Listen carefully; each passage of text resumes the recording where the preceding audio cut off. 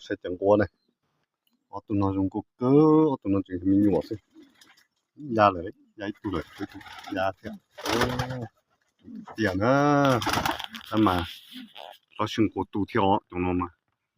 ตัวปูนึงนอตาลีเอ้โอ้แต่ก็โอ้เนี่ยก็ปูชา